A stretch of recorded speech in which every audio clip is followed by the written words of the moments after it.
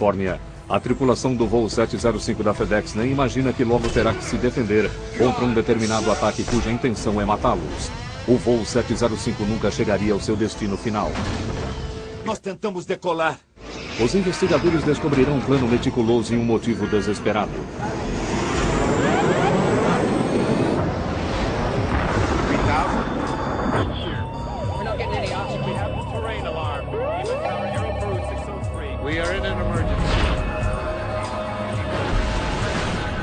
Mayday, desastres aéreos. Esta é uma história real baseada em relatos de testemunhas oculares.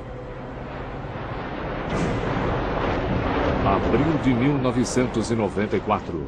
Um avião de carga da FedEx está a caminho da Califórnia. É um dia perfeito para voar. Altímetros. 9-2 aqui.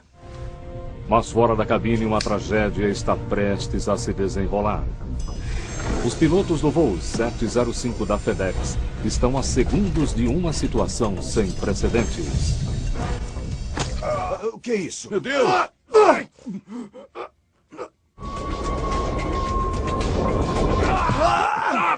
Parem!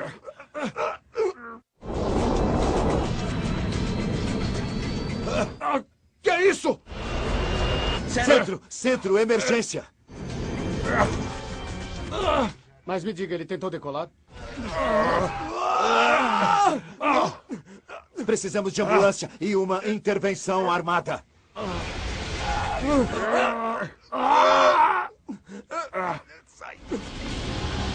Herói nas alturas. Dia 7 de abril de 1994, sede da Federal Express em Memphis, Tennessee.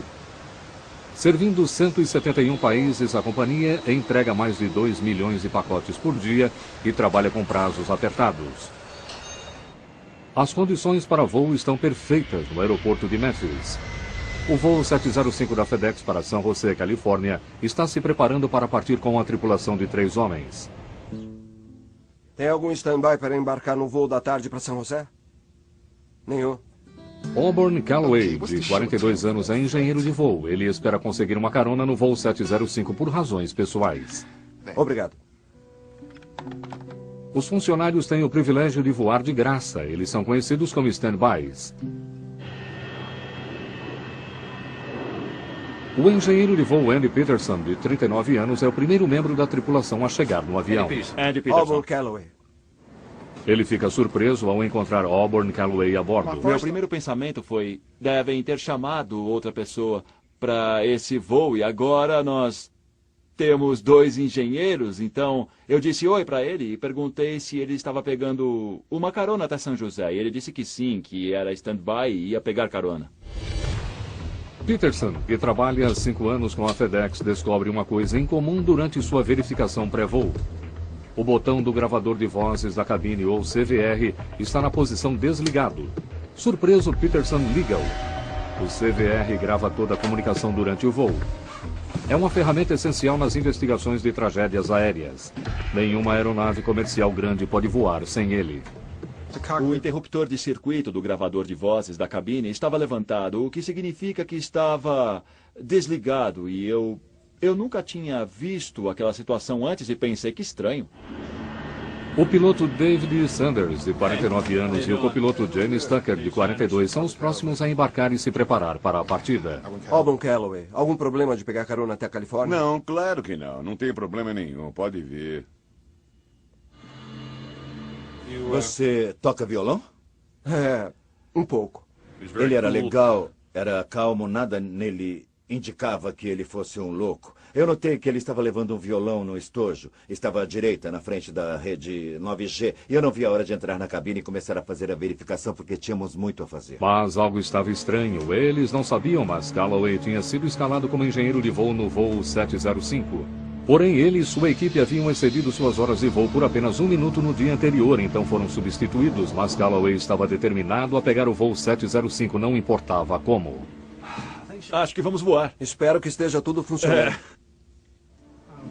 Quando eu voltei e entrei de novo na cabine, notei que o interruptor de circuito do gravador de vozes da cabine estava levantado outra vez. Eu liguei novamente e decidi que ia ficar ali para ver se dessa vez nada aconteceria. Em vez de chamar a manutenção, eu ia ficar ali vendo se ele ia levantar de novo. E se fosse o caso, eu ia chamar a manutenção porque é um item importante. A tripulação está voando junta pela primeira vez. Tanto Tucker quanto Sanders são ex-oficiais da Marinha. Sanders trabalha para a FedEx há 20 anos. James Tucker, que tem mulher e 3 filhos, trabalha para a companhia há 10 anos. Nenhum deles conhece Calloway ou suas razões para estar nesse voo.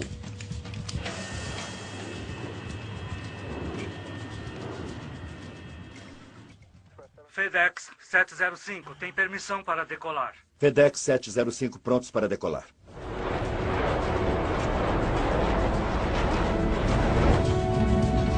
Recolher trem de pouso. Recolhendo. O voo 705 da FedEx está no ar em direção ao oeste. O tempo na Califórnia está claro e se tudo sair como planejado, eles estarão de volta em 10 horas. Mas na área de cargas, Auburn Calloway está traçando um plano diferente. Um plano que ele vinha moldando e remoldando há dias. Como brilhante jogador de xadrez que é, Calloway tinha pensado em todos os seus movimentos.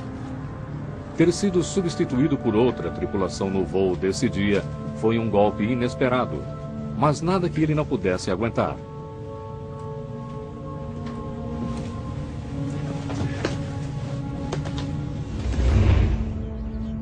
Ainda em casa naquela manhã, Calloway tinha feito pequenos ajustes em seus planos. A mochila que ele tinha planejado levar em sua jornada estava no concerto. Em vez da mochila, ele pega um estojo de violão. Como empregado da companhia, é improvável que seja revistado, e um estojo de violão parecia inocente o bastante.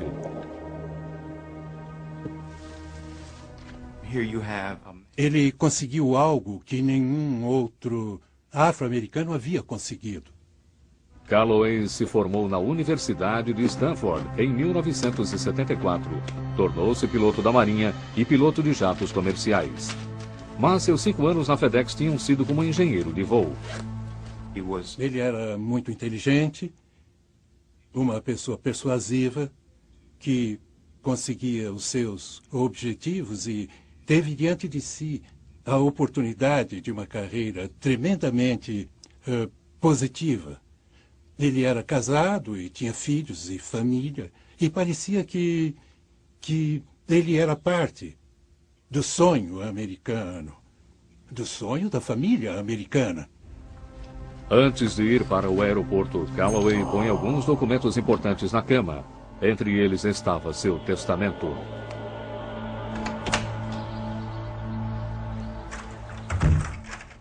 Voltaremos a seguir com Desastres Aéreos, no Nat Geo. O voo 705 da FedEx está a vários minutos fora de Memphis, ainda subindo e ultrapassando os 5.800 metros.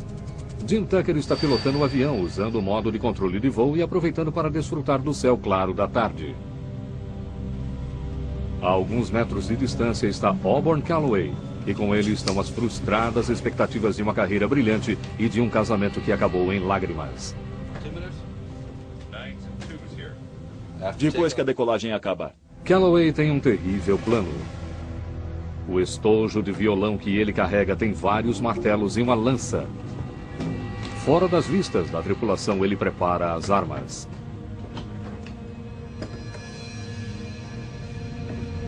Para ter sucesso, Calloway terá que agir depressa.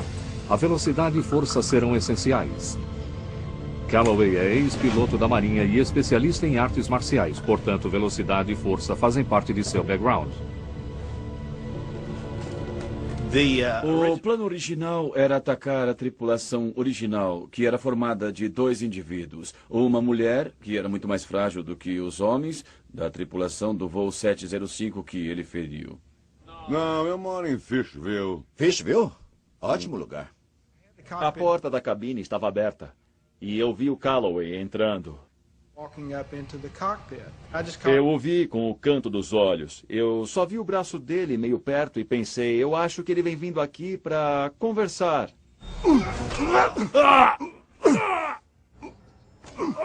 O que é isso? Foi uma dor horrível. Foi uma dor que até me cegou. Eu não fiquei inconsciente, mas eu perdi a capacidade de pensar, pelo menos por 45 segundos. A tripulação está em choque e confusa. O que eu vi foi simples. Um rosto e os olhos dele. E um objeto vindo em minha direção. Eu não percebi nenhuma emoção nele, nenhum ódio, nem raiva. Eu só vi uma ameaça, mas não sabia que ameaça era aquela. Para mim foi chocante ver um membro da tripulação, um piloto de uniforme, atacar outro piloto assim. Nunca se ouviu isso na indústria da aeronave. Embora terrivelmente feridos, Peterson e Tucker ainda estão vivos. Levanta, pega ele! Calloway rapidamente sai da cabine. Sem saber sobre os ferimentos um do outro, os tripulantes começam a se mobilizar. Calloway tem um plano B. A lança fora da cabine é uma arma mortal. Sentem! Sentem! Voltem para os seus lugares! Essa arma é de verdade ou eu mato todos vocês! Eu estava meio desequilibrado, mas mesmo assim vi a lança e pensei, bom, a única coisa a fazer é tentar pegá-la. Então eu peguei a lança, a ponta tinha uns 10 centímetros para fora, mais ou menos. Então eu peguei pela ponta e tentei segurá-la bem forte. Tucker faz algo que Calloway não estava esperando. Ele faz o avião mergulhar em uma repentina descida de 15 graus. O avião atira os homens em luta para fora da cabine para a parte de trás do avião. Eu já tinha percebido que o que eu tinha nas mãos era provavelmente uma das melhores armas disponíveis, ou seja, a própria aeronave. Tucker não tinha sido apenas piloto da Marinha, mas também um instrutor de aviões de combate A4. Sua experiência como piloto de caça em poucos minutos se provaria valiosa. Eu estava olhando para a situação como se fosse uma situação de manobra de combate no ar. Pega ele! Na comunidade dos pilotos de caça da Marinha, nós fomos ensinados que a primeira coisa a fazer numa situação dessas é lutar. Você torna a situação e o bandido imprevisíveis e usa a imprevisibilidade dele contra ele mesmo. E aí você mata a charada. Mas o piloto não para aí. Tucker imediatamente gira a enorme aeronave para a esquerda em uma manobra acrobática para tentar desarmar Calloway. Os homens rolam sobre a cortina de fumaça à esquerda do avião. Eu sabia que tinha que fazer algo bem abrupto, muito rude, alguma coisa que ele não estivesse esperando.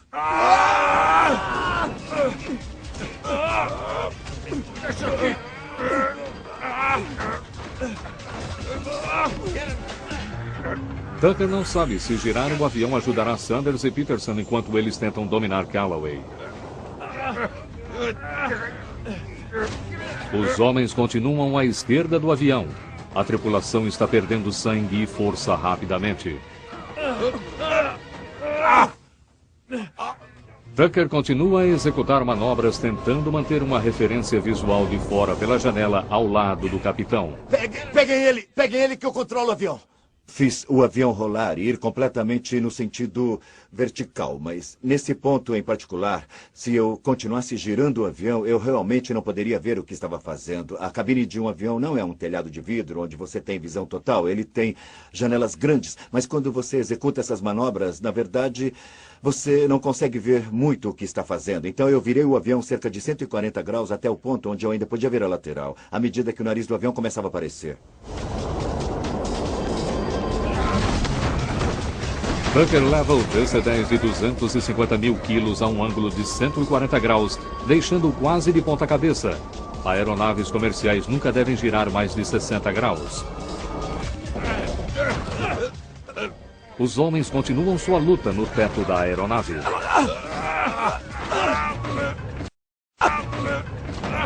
Calloway alcança o martelo e atinge Sanders na cabeça. Tucker decide colocar o avião em um mergulho íngreme, uma atitude arriscada, mas inteligente.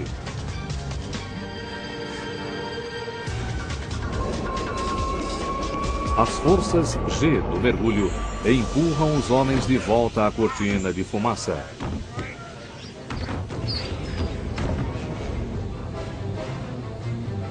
O avião está viajando a uma velocidade muito perigosa. Tucker está fazendo exigências para as quais a aeronave não fora projetada. DC-10 nunca deveriam estar voando a mais de 695 km por hora. Tucker está a mais de 800. Nenhum DC-10 na história viajou tão rápido e sobreviveu.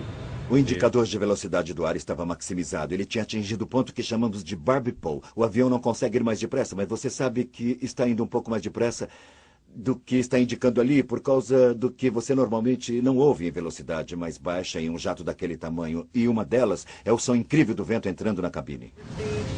Com a velocidade do ar aumentada, o fluxo de ar sobre o estabilizador ficou distorcido. Os niveladores começaram a balançar para frente e para trás. Se a agitação ficasse mais forte, os controles poderiam tornar-se inoperantes e Tucker não teria como tirar o avião do mergulho. Se eu não tomasse uma atitude rápida, talvez o avião explodisse, porque eu estava trazendo a aeronave a um fenômeno conhecido como Mach Tuck, onde ela fica balançando porque a velocidade do ar está aumentando muito e o vento também está passando sobre a superfície da asa, forçando o avião a fazer coisas que ele não foi projetado para fazer. O ferimento do lado esquerdo do cérebro de Tucker está começando a paralisar as funções do lado direito de seu corpo. Tucker nota algo alarmante. O avião está a uma velocidade incrível porque os aceleradores foram deixados no automático desde a decolagem. O DC-10 está agora em um mergulho vertical, com os motores trabalhando à força total. Tucker precisa usar sua única mão boa para desacelerar o avião. Com a força reduzida, o DC-10 ainda não está fora de perigo. Apesar das manobras de Tucker, Calloway ainda está levando vantagem. Calloway me deu um terceiro golpe bem em cima da cabeça, quase me deixando inconsciente. Minha visão começou a embaralhar. Eu achei que fosse desmaiar. Enquanto Tucker começa a tirar o avião do mergulho cuidadosamente, a força do plano estabilizador aumenta. Os painéis de equilíbrio e contrapeso que ajudam os pilotos a manipular o plano estabilizador se soltam e começam a enrugar a fuselagem do estabilizador. Tucker teme que ele tenha forçado demais durante o mergulho. Toda a superfície na seção da cauda do avião está ameaçada de soltar. A força de Sanders está quase no fim e a cabeça de Peterson está sangrando em profusão por causa de uma artéria temporal perfurada. De alguma maneira, eles conseguem contra-atacar o agressor. As forças G começaram a reduzir quando ele começou a nivelar, estabilizando o mergulho. Aí eu vi o martelo nas mãos de Calloway. Eu tentei pegá-lo com ambas as mãos e tirá-lo da mão dele. Sanders acredita que este foi um ponto de virada. Solta isso! Solta isso! O avião está a salvo por enquanto.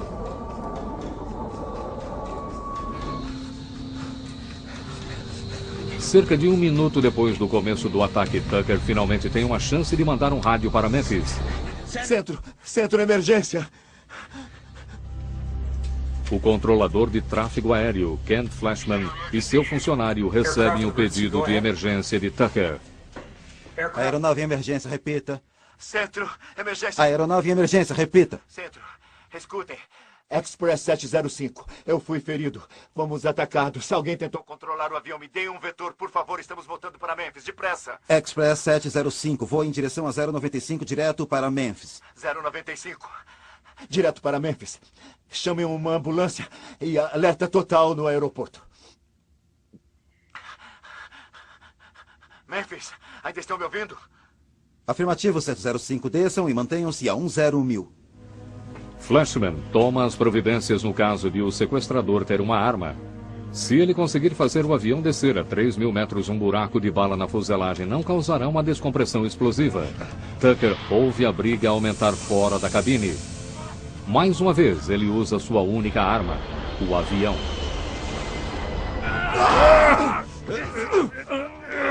A manobra atira os homens na lateral do avião. Solta a lança! Continuem conversando comigo.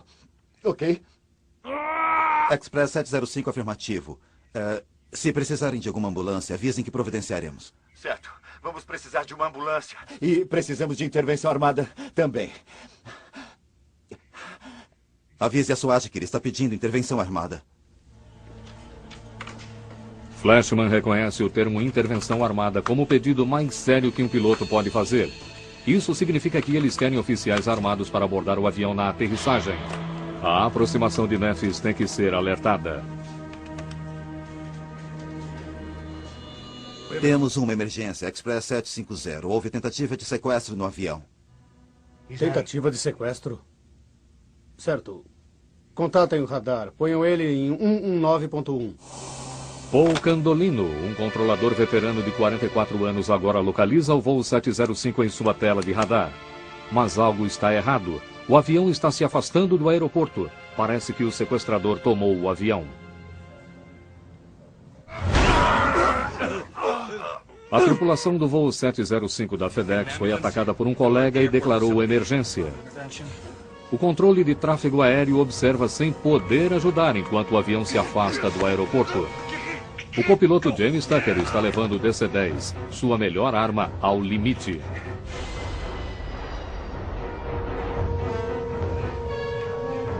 Agora ele força o avião, girando a enorme aeronave para a direção oposta.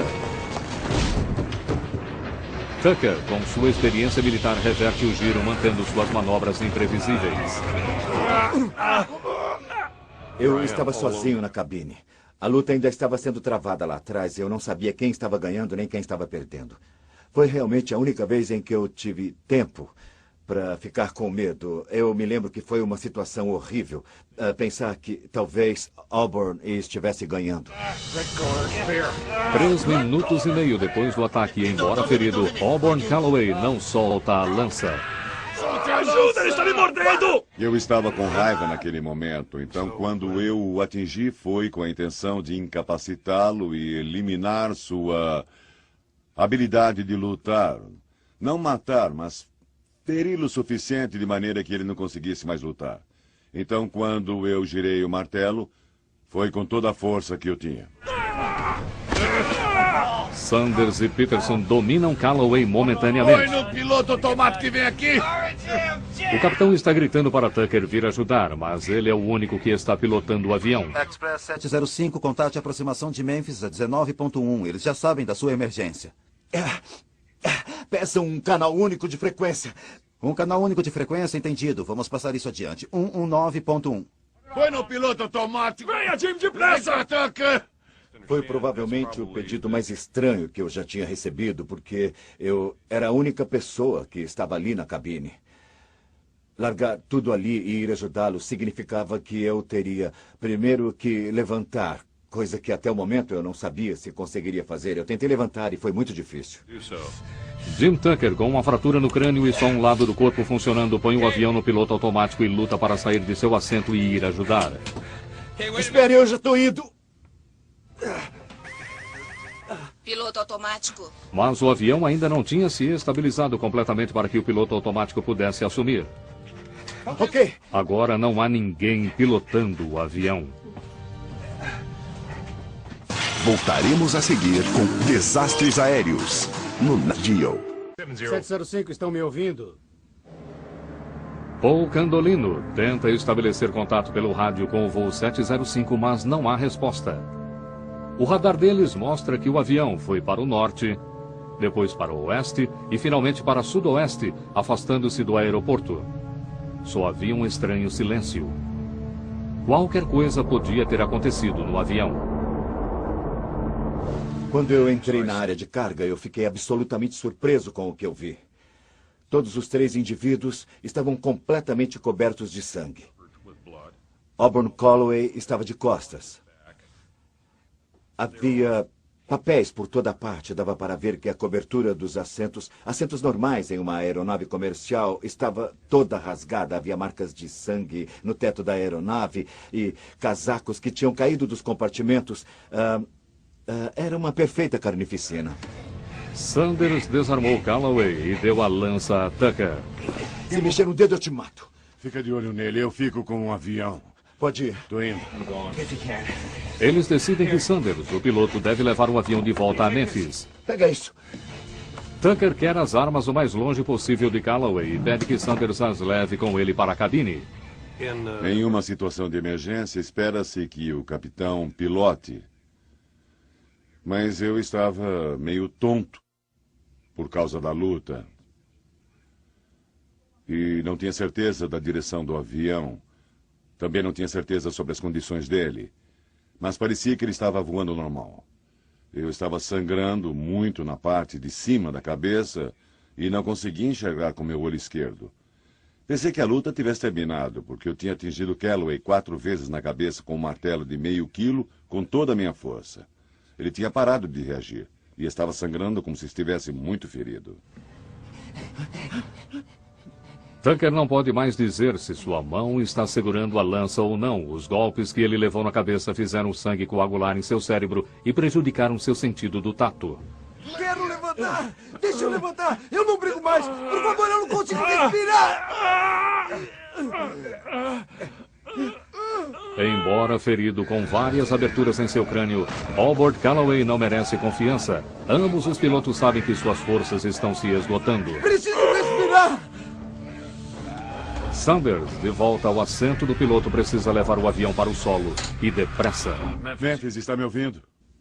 Quem fala é Express 705? 705, isso mesmo. Express 705, Memphis, entendido. Estou ouvindo. Podem ir direto a Memphis se conseguirem pouse na pista 9. O altímetro é 30.29R. Entenderam que estamos declarando emergência? Precisamos de uma equipe de segurança na aterrissagem. Vamos tentar parar na pista. O capitão Sanders, sem os óculos e com sangue escorrendo nos olhos, acha que o avião está em seu curso de volta para o aeroporto. Mas, na verdade, ele ainda está indo para sudoeste, para longe de Memphis, a mais de 550 km por hora. Entendido. Express 705, tudo sob controle ou ainda está progredindo? Parece que controlamos. Candolino quer avisar o piloto, mas está com medo que a tripulação ainda esteja sob ataque, tentando confundir o sequestrador voando na direção errada. Express 705, conseguem fazer a volta e ir para o aeroporto? Sim, me dê um vetor. 100, vetor Memphis. Sanders assume o avião e estabelece o curso de volta ao aeroporto. Estamos indo para o aeroporto. Por enquanto, a situação no DC-10 parece estar sob controle, mas uma possível tragédia está prestes a acontecer. No aeroporto de Memphis, o pessoal de emergência começa a tomar posição. Precisamos de segurança quando aterrissarmos. Vou tentar parar na pista. Um avião de carga da FedEx está prestes a aterrissar depois que um sequestrador tentou assumir o controle. Toda a tripulação está seriamente ferida. O paramédico David Tigg é um dos primeiros a receber o chamado. Eles anunciaram a situação pelo sistema de alto-falantes no Centro de Controle de Tráfego Aéreo. E eu era novo ali, e então eu não consegui entender muito bem. Mas entendi as palavras sequestrador e mais alguma coisa. E fui avisado que havia um sequestrador a bordo do avião. E depois fomos até a pista, a bordo do avião. E depois fomos até a pista onde o avião deveria pousar. O avião está indo em direção à segurança do aeroporto de Memphis, mas estar por si só também é outra possibilidade assustadora. A aeronave está com mais de 18 toneladas acima do peso recomendado para a aterrissagem, com mais de 38 mil quilos de combustível ainda em seus tanques. Em muitas situações de pousos de emergência, há tempo e oportunidade de se jogar fora o excesso de combustível, mas Sanders sabe que os niveladores estão longe demais para serem acessados em segurança. O piloto precisa levantar e ir até onde fica o engenheiro, onde estão os botões que liberam o combustível e virar os botões na posição de soltar combustível. Então, é praticamente impossível o piloto soltar o combustível enquanto está tentando pilotar o avião. Fora da cabine, Auburn Calloway ainda não desistiu da luta. Ele se arrasta com Tucker e Peterson em cima dele. Ele espera conseguir força suficiente para ficar de pé outra vez e assim recobrar a vantagem. Ele estava usando os polegares para tentar arrancar os meus olhos. Estava fazendo o possível para me separar de Andy. Juntos poderíamos levar vantagem sobre ele, mas sozinho ficava muito difícil. Então, era certamente uma luta contra o relógio, porque ele estava ficando mais forte e nós mais fracos. Eu sabia que se ele voltasse à cabine, estaríamos perdidos.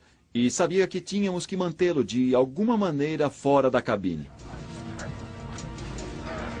Estávamos nos aproximando dos 2.100 metros e a briga tinha começado outra vez e era tão violenta e o som era tão alto que era como se eu estivesse lá do lado deles. Ficou tão alto e violento que, nos aproximando de 2.100 metros, eu decidi que ia nivelar o avião, ligar o piloto automático, sair da cabine e matar Calloway. A situação era tão séria que faria isso. O DC-10 está a menos de 40 quilômetros do aeroporto de Memphis. Ele está sob controle? Eu não sei. O som da luta preocupa Sanders. Ele decide que aquilo tem que terminar.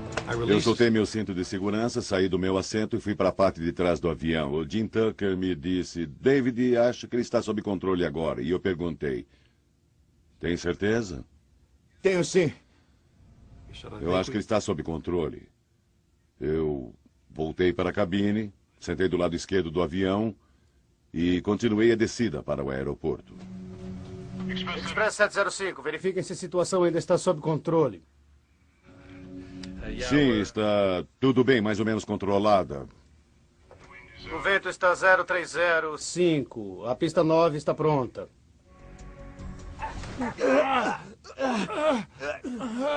Pista pronta?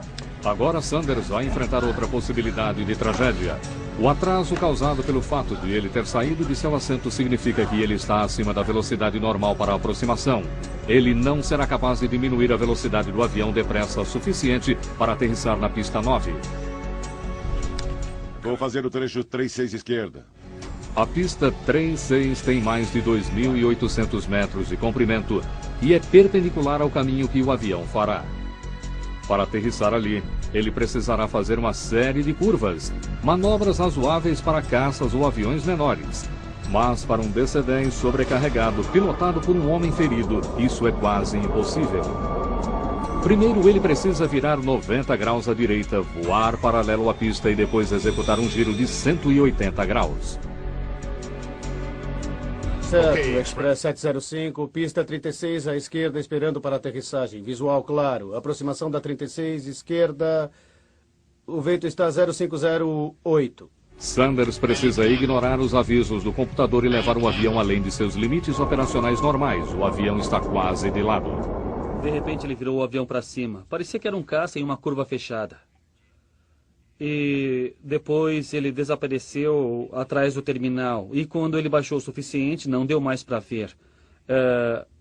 A princípio eu achei que ele tinha batido porque tinha algumas construções ali em andamento no aeroporto naquela época. E tinha fumaça saindo ao sul do terminal para onde eles estavam indo. Um martelo foi deixado no chão. Está pegando o martelo!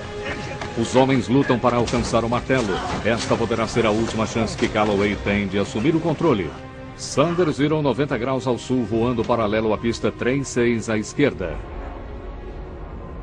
O avião estava a provavelmente 90 metros acima do solo naquele momento. Os aceleradores estavam parados. Eles estavam nessa posição desde que eu saí dos 2.100 metros. Essa era uma força de motor fora do comum para se aterrissar com um grande avião. A gente sempre aterrissa com muita força, bastante força. Nesse caso, estava na posição parado porque eu queria que o avião diminuísse a velocidade. Assim, não excederíamos os limites do trem de pouso. Então, tocaríamos o solo a 360 km por hora ou menos. Com os flaps abertos e o trem de pouso abaixado, Sanders ainda está depressa demais e está sendo bombardeado por alarmes computadorizados de avisos. A pista tem 2.800 metros de comprimento. Um DC-10 normal precisa de apenas 1.900 metros para parar. Mas o voo 705 está pesado demais. Mesmo essa pista poderá não ser longa o suficiente. Peterson consegue pela primeira vez pegar o martelo, mas ele está extremamente fraco devido à perda de sangue. Tenta acertar ele, Ed! Tenta acertar ele!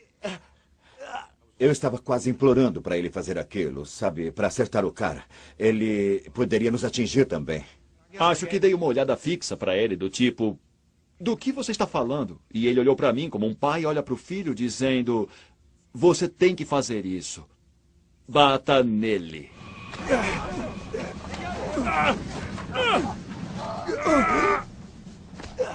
O DC-10 está a apenas metros acima da pista, viajando a 382 km por hora. Sanders só pode esperar que ele não exploda os pneus ou vá além da pista.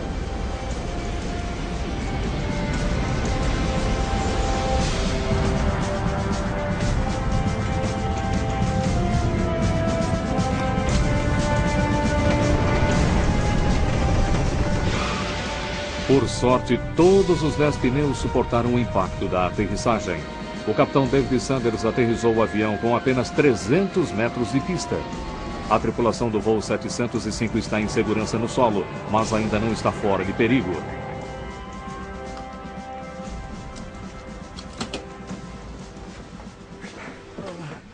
Abra a porta.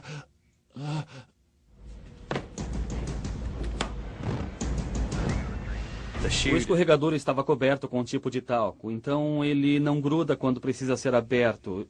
Isso fez com que as pessoas deslizassem ao subir. A polícia e os bombeiros tentaram subir pelo escorregador. Um dos bombeiros quase conseguiu subir. E eu abri a porta do avião e puxei ele a bordo. Quem é o agressor? O atacante é ele. Tinha sangue em toda parte. Por todo o teto, nos assentos, na pequena área, estava tudo coberto de sangue. Você tem algemas? Não. Então é melhor pegar uma, porque esse filho da mãe é perigoso. Eu preciso de algemas, você pode me dar uma? Tig recebe um par de algemas.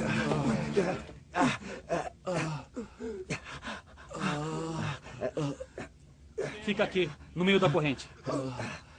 Ai! Tira o seu pé de cima de mim! Está me machucando! Sanders segura Calloway enquanto Tig examina Peterson, que quase não tem pulso. Ele foi o primeiro tripulante a sair da aeronave. Sanders é o último tripulante a bordo. Quando eu estava na porta do avião, senti uma certa euforia que nunca tinha vivido antes. Foi a sensação de que eu já havia estado ali e tinha voltado e vencido.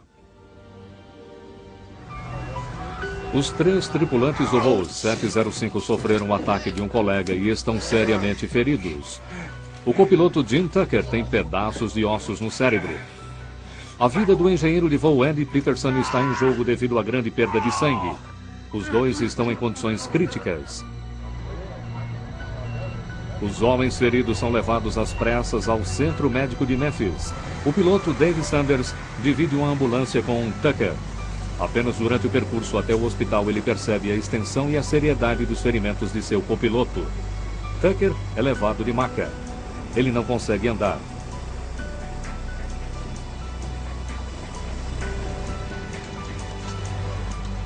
Vencido e sob custódia, Calloway também é levado para a mesma sala de emergência.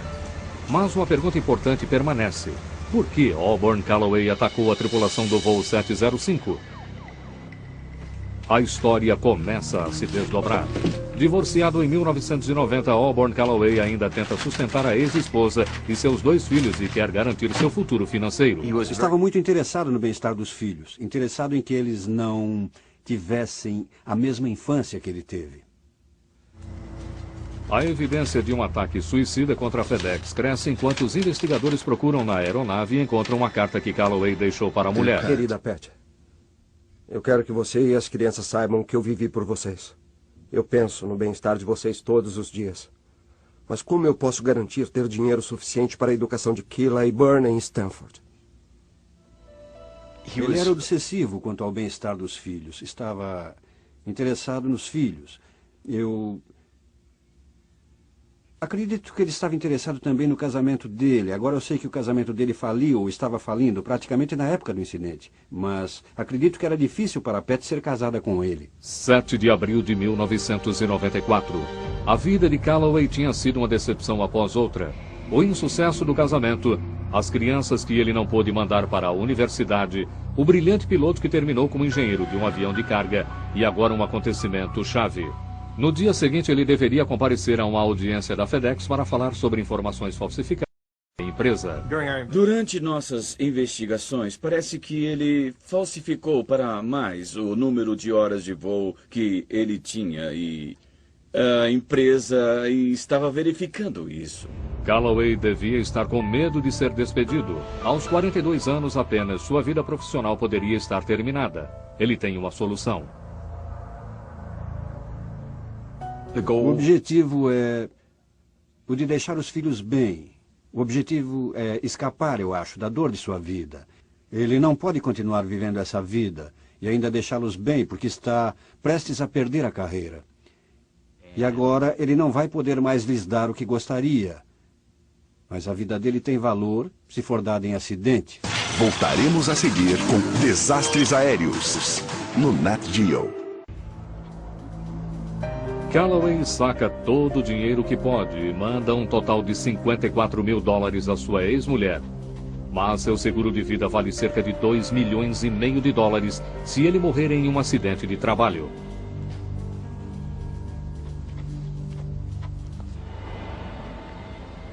Eu preferiria morrer em uma data, local e por um método de minha própria escolha. Eu percebi há algum tempo que a minha segurança e o meu futuro estão ameaçados. Então, eu acho que já é hora de ir. Talvez ele acreditasse que a família pudesse receber o seguro máximo se ele fizesse com que tudo parecesse um acidente.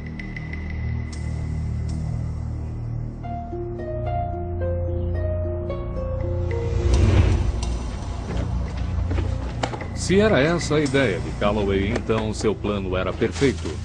Ele estava com as armas geralmente usadas em sequestro de aviões, martelo e uma lança. Depois de ferir a tripulação, ele tomaria o controle do avião. Uma bomba ou uma arma poderiam deixar traços no avião. Mas se os investigadores encontrassem uma lança ou martelos, seria muito difícil ligá-los ao ataque à tripulação.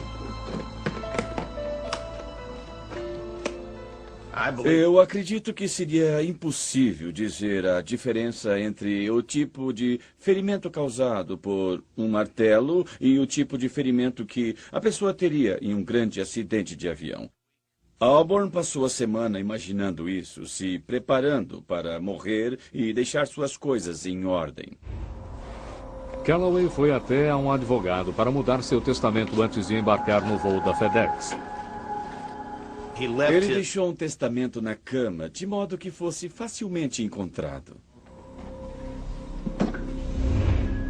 Para qualquer acidente parecer um acidente, há um obstáculo-chave. O gravador de vozes da cabine do avião. Desligando-se esse gravador, não haveria prova nenhuma. Acho que podemos voar. Espero que tudo esteja funcionando. Se durante sua inspeção pré-voo Peterson descobrisse o botão desligado, isso seria um contratempo. Mas Calloway sabia que ele teria que pilotar o avião apenas por meia hora, o tempo de duração da fita. Depois de 30 minutos, qualquer gravação incriminadora desapareceria para sempre. Eu acho que ele ia fazer uma coisa horrível. Algo parecido com o que vimos no 11 de setembro. Se Calloway tivesse sido capaz de controlar o avião, ele poderia ter jogado o DC-10 com mais de 38 mil quilos de combustível a bordo em qualquer lugar, inclusive na sede da FedEx, matando seu empregador e um grande número de funcionários no solo. Seria a vingança máxima por ter sido injustiçado pela companhia. O voo 705 da FedEx durou 30 minutos. Mas o impacto que ele causou durou anos. Embora Auburn Calloway tenha alegado insanidade temporária, em seu julgamento o júri não acreditou nele e o julgou culpado. No dia 11 de agosto de 1995, ele foi sentenciado à prisão perpétua em uma penitenciária federal. Ele não poderá apelar. Os pilotos desse voo são verdadeiros heróis. Foi incrível como eles foram capazes de fazer o que fizeram, dados os ferimentos que tinham. Quando alguém é atingido com um martelo no crânio, pode haver uma irradiação e as rachaduras podem se alastrar no crânio e, se elas forem muito grandes, poderão causar rupturas nos ossos, no local onde o martelo atingiu o crânio. Essa aqui é uma réplica do meu crânio. O desenho foi feito por um aparelho de tomografia para dar a forma real do meu crânio e também a forma do defeito com o qual estávamos lidando aqui. Esta é a área onde eu fui atingido, no parietal esquerdo. Durante 1 ano e meio, eu fiquei com esse problema. Eu levei 2 anos e meio para me recuperar completamente, porque eu tive que aprender a andar, mascar chiclete e fiz 3 operações muito sérias. Eu fiz mais 2 operações nele depois da primeira e o acompanhei durante sua reabilitação. Eles têm um tipo de material que se encaixa exatamente na parte do meu crânio, a parte que sofreu os danos. E, é claro, ela é da grossura do crânio. É um tipo de acrílico chamado STD, ou substituição dura de tecido. No dia 26 de maio de 1994, a tripulação do voo 705 da FedEx foi condecorada pela Associação dos Pilotos com uma medalha de ouro por heroísmo, a mais alta honra que um piloto civil pode receber. Contudo, por causa da seriedade dos ferimentos, nenhum deles pôde voltar a pilotar novamente. Eu sempre pensei, eu vou lutar, eu vou superar isso. Mas então eles descobriram que eu tinha um leve problema de ataques. Eu não tenho mais esses ataques, mas é porque eu tomo medicamentos. E agora a única maneira de eu voar sem ter ninguém comigo seria sem medicamentos. E foi decretado que eu nunca mais poderei fazer isso, porque tenho que tomar medicamentos por toda a minha vida. Eu sinto saudades de voar. Toda vez que eu vejo um avião, eu fico imaginando para onde está indo. E sinto muita falta disso. Mas eu dou graças a Deus de ainda estar vivo e poder estar com a minha família. Sinto falta dos laços que você tem com os outros pilotos, tudo que a gente faz juntos. Eu sinto muita falta disso. Muita falta mesmo.